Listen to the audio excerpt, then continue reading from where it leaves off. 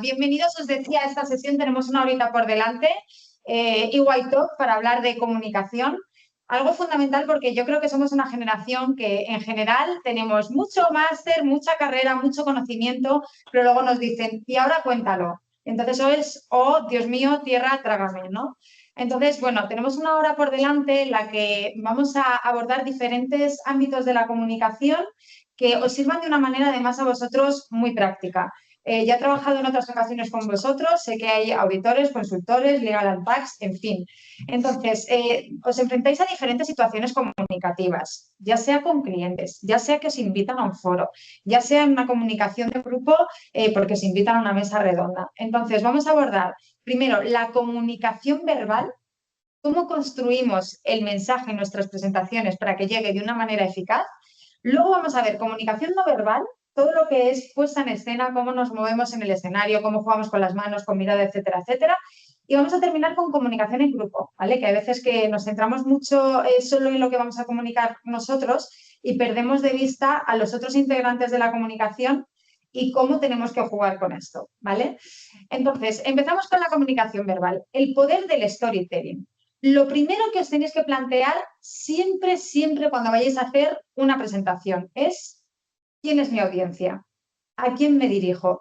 Y esta pregunta es fundamental porque seguramente ocupáis puestos de relevancia en la firma, en EY, y tenéis un conocimiento de vuestro campo vastísimo y muy amplio y en muchas ocasiones muy técnico, ¿no? Entonces, cometemos el error cuando hacemos una presentación en intentar que esa presentación sea una demostración de lo que yo sé. Voy a demostrar lo listo que yo soy, todo lo que yo sé. Error.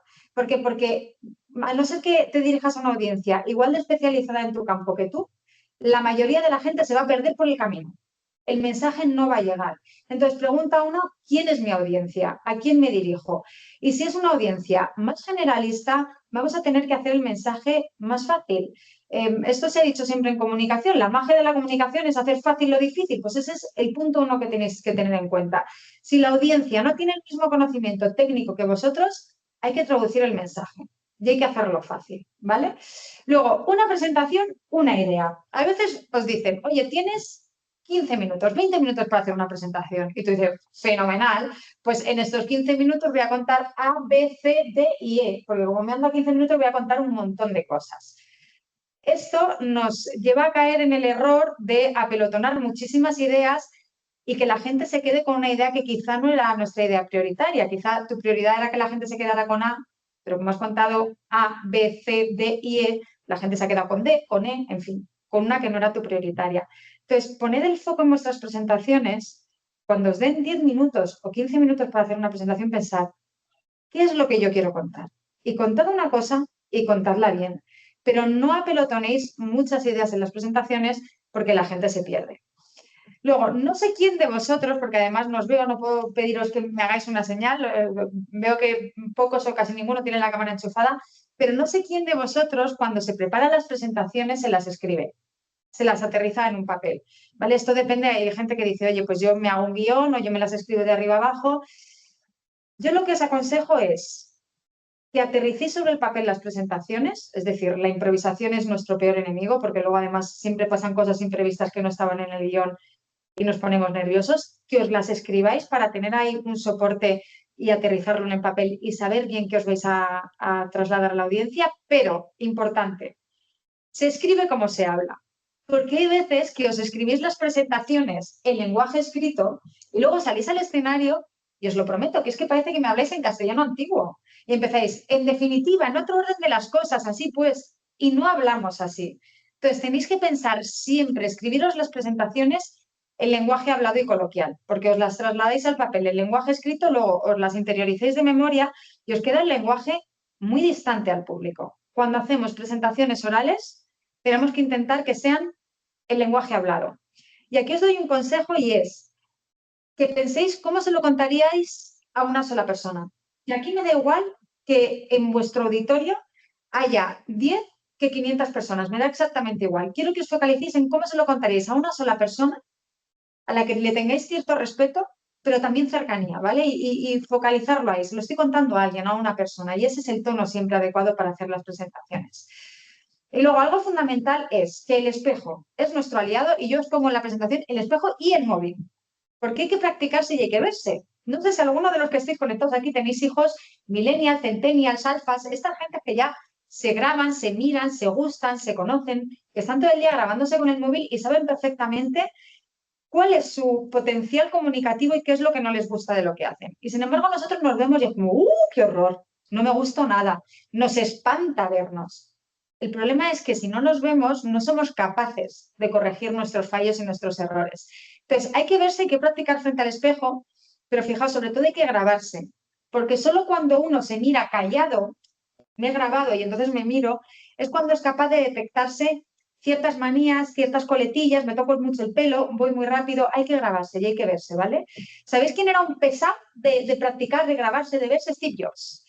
Steve Jobs tenía a su mujer, que le he puesto aquí la foto con la mujer frita, tenía la mujer frita, porque cada presentación que hacía Steve Jobs cuando presentaba el iPhone, los Macs, son presentaciones que todo el mundo, ¡ah, qué crack Steve Jobs! Pues fijaos que Steve Jobs no era especialmente brillante al principio de su carrera en comunicación. Esto fue un ejercicio de mucha práctica, mucho ensayo-error y al final hacerse grande en el escenario. Y él utilizaba a su mujer para hacer esas prácticas, para que su mujer le grabara, le escuchara y le dijera qué funcionaba y qué no funcionaba, ¿no?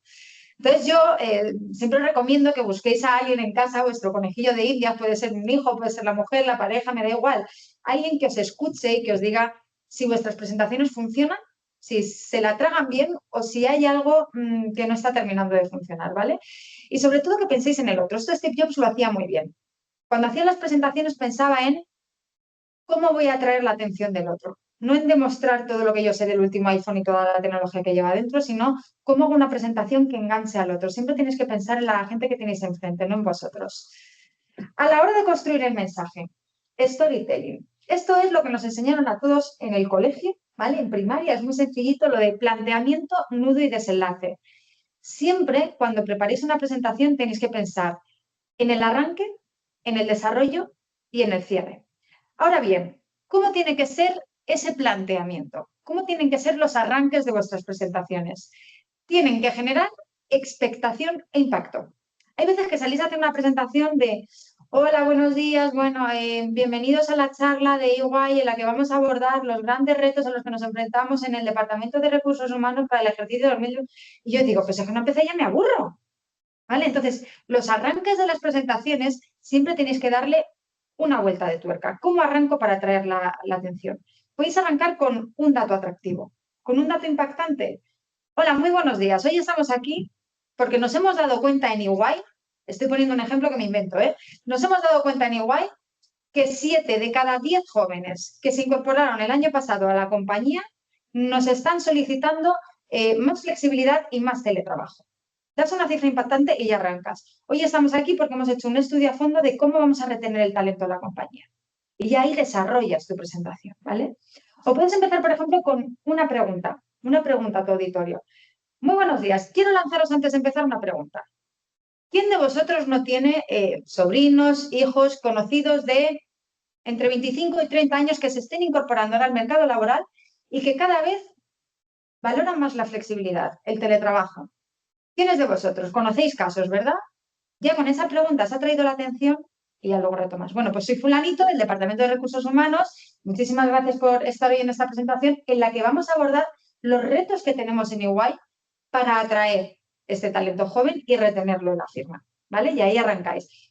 Os digo, un dato impactante, una pregunta retórica, un ejemplo personal.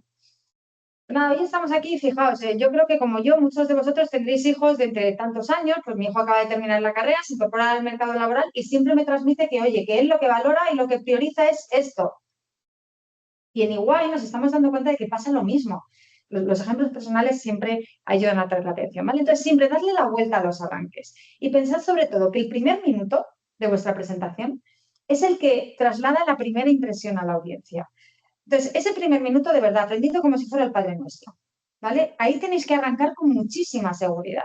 Ese primer minuto lo tenéis que trasladar con una seguridad aplastante. Además, si empezáis bien, luego ya os relajáis y el resto de cosas ya van saliendo solas. Pero cuando empecéis inseguros, ahí estás mirando a ver si la gente te sigue, no te sigue, la voz te tiembla, no te tiembla, me muevo, no me muevo. Si empiezas inseguro, luego te cuesta más venirte otra vez arriba. Entonces, ese primer arranque que genera expectación e impacto, siempre bien aprendidito. Luego, en el desarrollo ya me tienes que plantear tu idea clave. ¿Qué es lo que tú me quieres transmitir? Idea clave ya tiene que ir en el desarrollo. ¿Por qué? Porque muchas veces la idea principal, el titular que queréis transmitir, me lo dejáis o me lo decís al principio y ya no me lo volvéis a repetir, o me lo dejáis solo para el final. Lo importante se repite y se repite varias veces, ¿vale? No perdáis el foco de ir repitiendo ya en el desarrollo la idea clave que queréis que quede en la audiencia y otra vez al final en el desenlace, moraleja o idea final. Siempre terminar con un en definitiva. Con lo que quiero que ustedes se queden es, y me dices otra vez tu idea clave, siempre al final. ¿Por qué? Porque lo último que se dice es lo que más se recuerda. Voy a poneros el arranque de una charla TED. Natalia, pónmelo desde el principio, por fin. El arranque de una charla TED, Mónica Lewinsky, ¿vale? Vamos a ver cómo arranca ella esta charla TED. Vamos.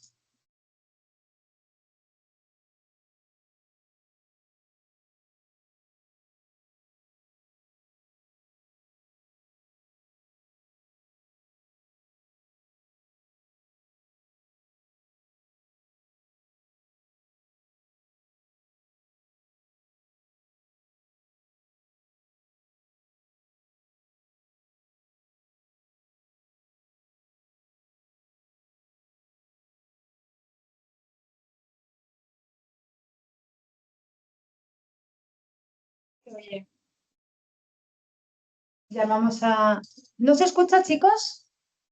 Yo sí te escucho. Yo sí que lo Yo lo escucho. escucho. Ah, Sí, vale. se Había escucha. alguien por ahí que no se escuchaba. Pues ponlo otra vez, Alejandra. Que será que alguien igual tiene su... Sí, vale. Sí, no, ¿desde dónde estábamos?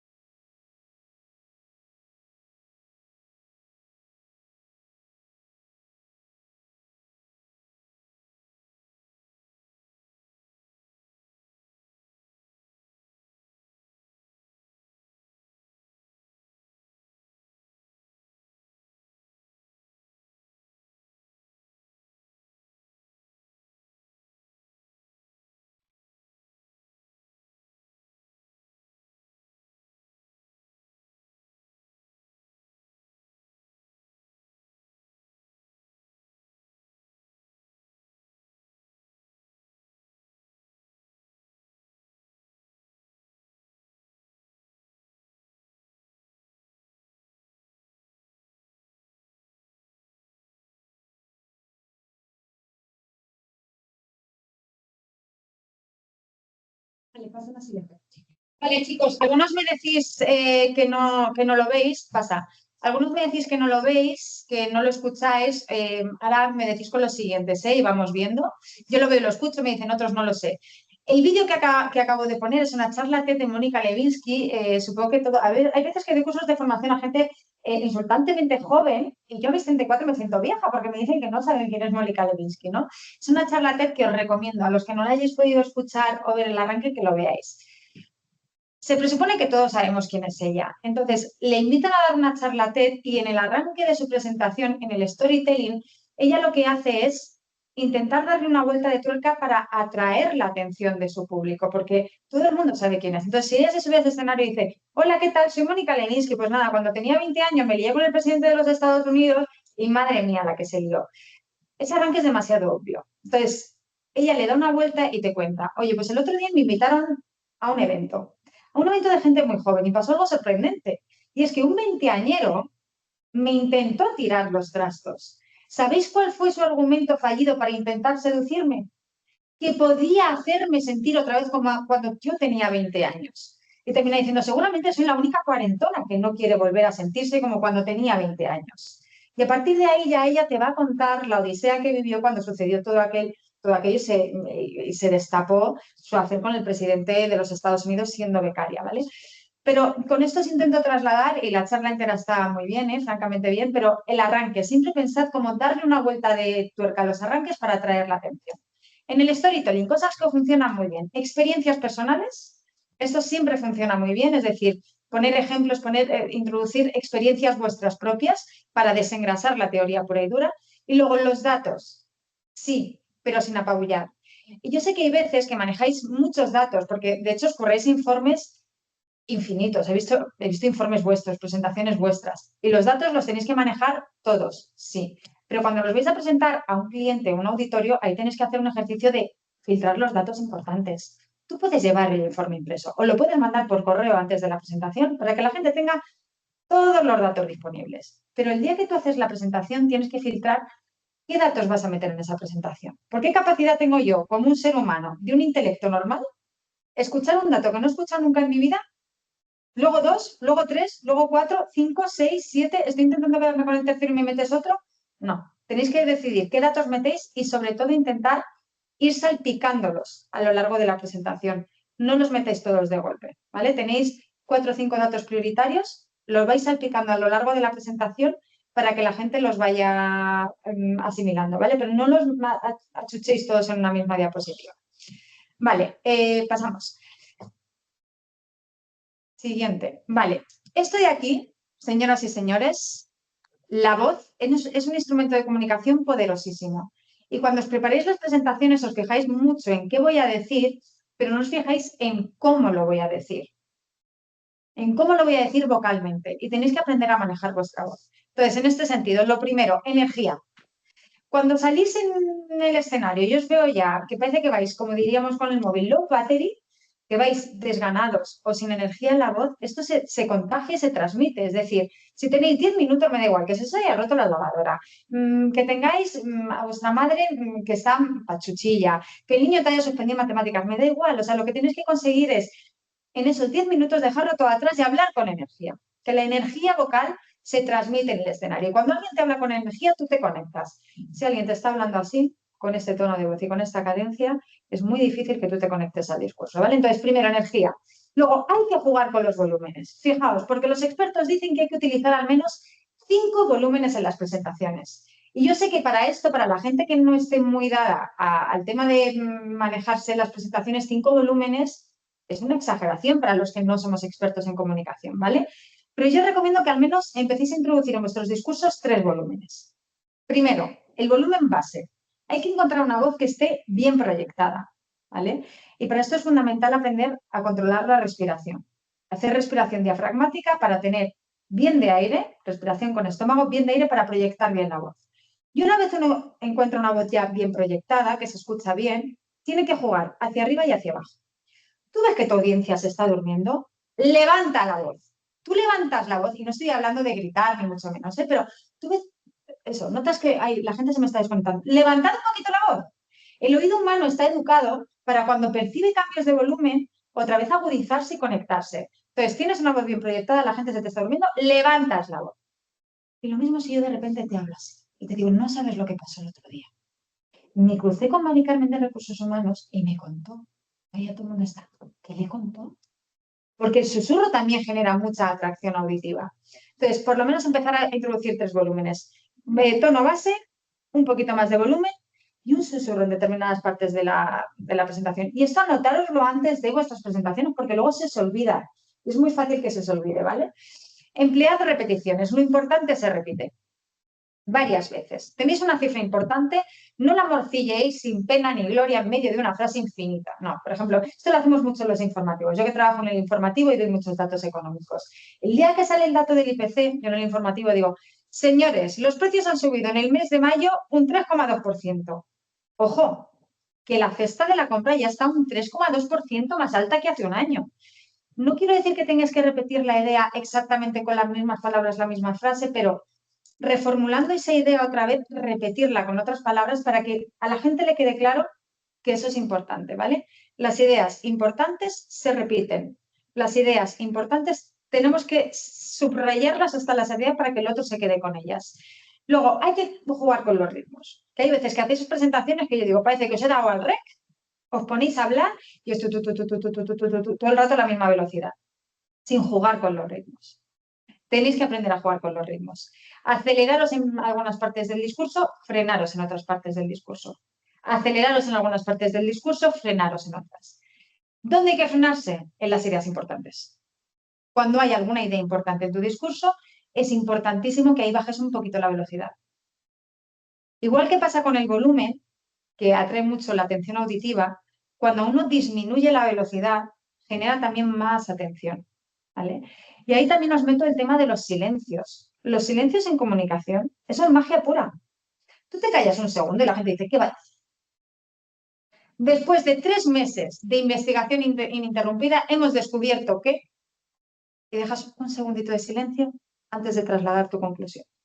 Y ahí generas esa expectación en el auditorio de cuál es la conclusión, a qué conclusión han llegado, ¿vale? Entonces, pensad siempre, antes de las ideas importantes, un segundito de silencio de expectación y después de trasladar la idea importante, otro segundito, que este se llama de asimilación, ¿vale? Para que la gente asimile lo que acabas de decir.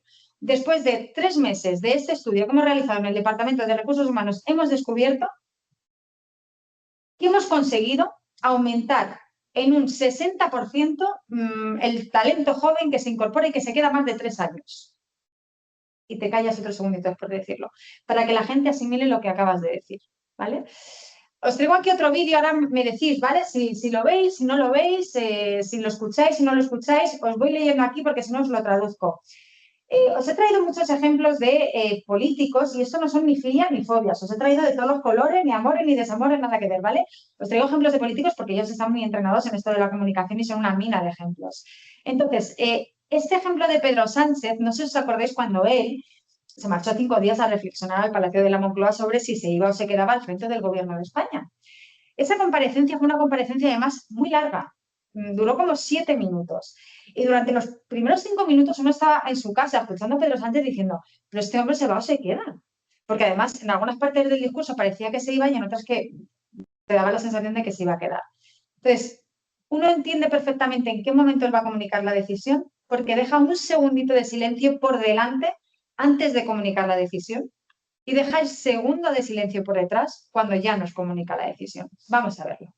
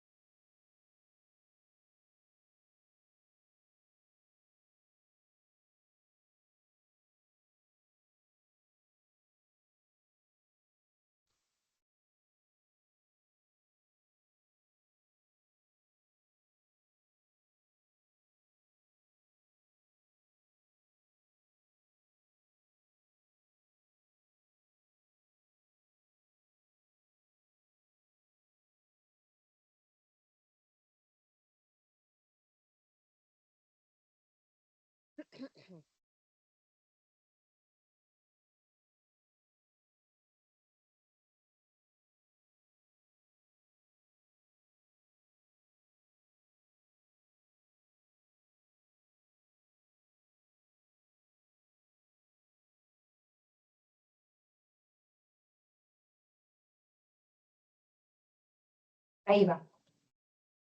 Silencio.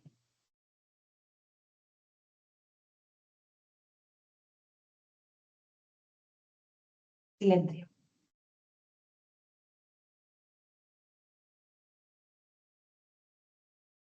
Después no se escucha a la gente fuera del Palacio de la Moncloa. ¡Yeah! Vale, lo que hace Pedro Sánchez es, está hablando a una cadencia tranquila, porque es un mensaje que él quiere transmitir de una manera sosegada. Después de estos días de reflexión, he decidido seguir. Y antes de decir seguir, te deja ese silencio. Para que la gente que ya esté diciendo, ay, ¿qué hace? ¿Se va o se queda? Te genera esa expectación. Y cuando lo comunican, deja otro segundito de silencio, ¿vale? Yo sé que nosotros no hacemos comunicaciones así tan institucionales, pero es muy efectivo, de verdad. Antes de contar vuestro titular en una presentación, dejar esos segunditos de silencio. Luego, tenemos que limar nuestras manías. Y aquí cada uno tenemos nuestras propias manías, ¿vale? Tenemos que conocernos y limarlos. Y habrá gente que tenga unas y gente que tenga otras. Lo primero, las coletillas molestan. La más habitual es el que parece que tenemos miedo de quedarnos callados medio nanosegundo en el metaverso, como diría Tamara Falcó. Y entonces estamos, cada vez que estamos pensando en lo siguiente que vamos a decir, estamos rellenando ese micro silencio, pensando en nuestra siguiente frase con una coletilla, con un casi todo. Luego hay gente que tiene, por ejemplo, el vale al final de las frases, cada vez que, no sé qué, no sé cuánto, ¿vale? ¿Vale? ¿Vale? o el no, no, no. Las coletillas hay que pulirlas. Primero hay que identificarlas porque hay gente que las tiene y no sabe que las tiene.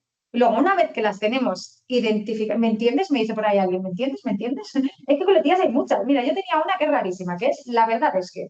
Y yo no sabía que tenía esa coletilla. Y una vez me hicieron una entrevista y yo siempre cuando hago cosas de estas, pues luego le preguntaba a mi madre, oye, mamá, ¿cómo me has visto? Y me dice, hija, has dicho en la entrevista, la verdad es que 10 veces. Y yo, ostras, no me había dado cuenta. No era consciente de que tenía esa coletilla. Entonces, el primer paso para eliminar las coletillas es identificarlas, porque hay extrañísimas. Le identificamos y luego, ¿cómo se eliminan? Sustituyéndolas por silencios. Tenemos miedo de dejar esos silencios de cierre de frases o en medio de las frases.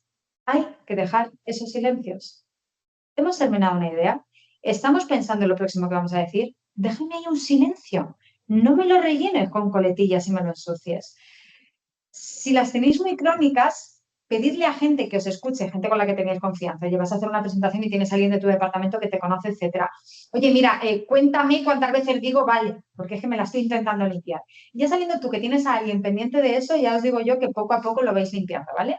Luego, no os aceleréis. ¿Tienes prisa? No te aceleres. La gente que transmite más seguridad y más autoridad es la gente que es capaz de comunicar a un ritmo sosegado.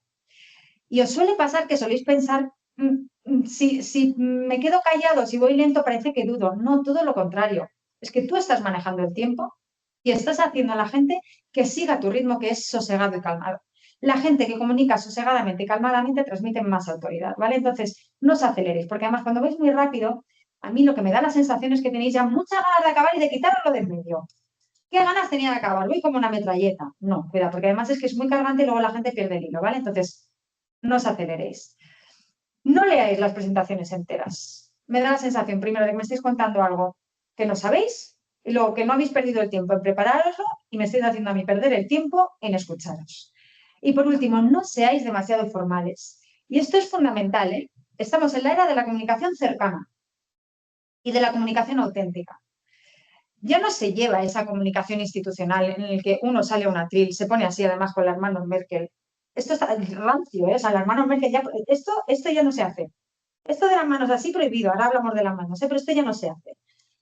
Pero ya no estamos en esa comunicación encorsetada, seria. De hecho, si os fijáis en los CEOs de las grandes compañías, pueden ser personas que son un escenario, que son capaces de hacer un chascarrillo, de estar sonrientes, de estar relajados, de estar cercanos. Eso es a lo que tenemos que llegar, a la cercanía y a la naturalidad. ¿Y qué mejor ejemplo de esto que la reina Leticia? Vamos a ver también el arranque de este vídeo para que veáis de ella el tono que utiliza, cercano, con la gente que tiene, les llama por sus nombres, se dirige a ellos, sonríe, está relajada, está natural. Y esto es lo que se lleva ahora en comunicación. Vamos a ver.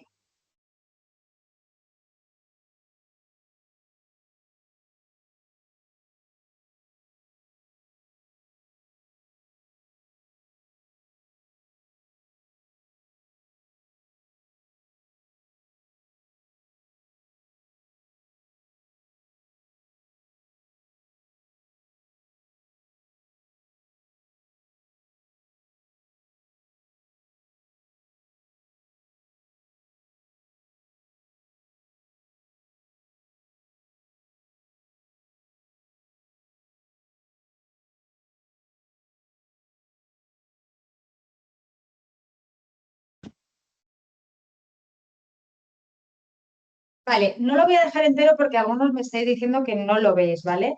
Es la intervención para quien lo quiera buscar de la reina Leticia, que efectivamente ahí alguien me ponía, qué grande es, gran comunicadora, es enorme. O sea, la reina Leticia para mí ahora mismo, o sea, la periodista que lleva adentro, no la ha abandonado mucho por reina que sea. Y tiene unas intervenciones que despliega una naturalidad, una cercanía. Y de ese vídeo que es en la Federación de Enfermedades Raras, en un congreso de enfermedades raras, para quien lo quiera ver, luego yo os pasaré la presentación entera para que la tengáis y veáis los vídeos tranquilamente, ¿eh? Pero se ve perfectamente cómo ella sonríe, está relajada, eh, improvisa. Si ve a alguien en el público que conoce, le llama por su nombre, le da las gracias. Tenéis que intentar desencorsetaros en vuestra comunicación, ¿vale? Y ese desencorsetaros en la comunicación juega mucho la comunicación no verbal y la puesta en escena, que es a lo que vamos ahora, ¿vale? Puesta en escena. Voy a analizar con vosotros qué es lo que sería estándar correcto hacer cuando cuando estamos en una presentación, ¿vale?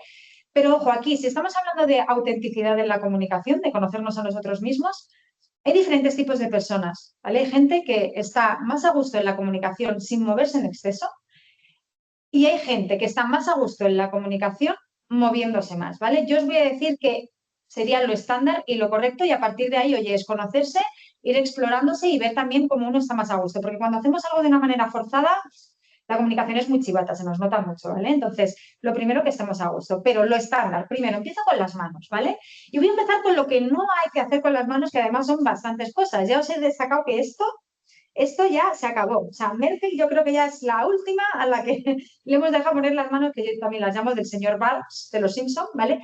Esto ya queda muy rancio y muy encorsetado, ¿vale? Tenemos que intentar no utilizar en comunicación institucional o corporativa gestos que no utilicemos en nuestro día a día en la comunicación, ¿vale? Cosas que tenemos que evitar. Los hombres sois muy dados a esto, que no sé si me ve, pero meteros las manos en los bolsillos. ¿Ves de traje? Y es muy cómodo estar comunicando, de repente os sentís como refugiados con las manos en los bolsillos, las manos en los bolsillos fuera. Las manos siempre tienen que estar a la vista, ¿no? Entonces, manos en los bolsillos no, y manos detrás de la espalda, que a veces estáis como, también además que es como una dejadez, los brazos detrás de la espalda, tremenda. Entonces, los brazos siempre tienen que estar fuera, porque los brazos comunican. Y si yo estoy comunicando con los brazos fuera, no me digas tú que no comunico mucho mejor que así.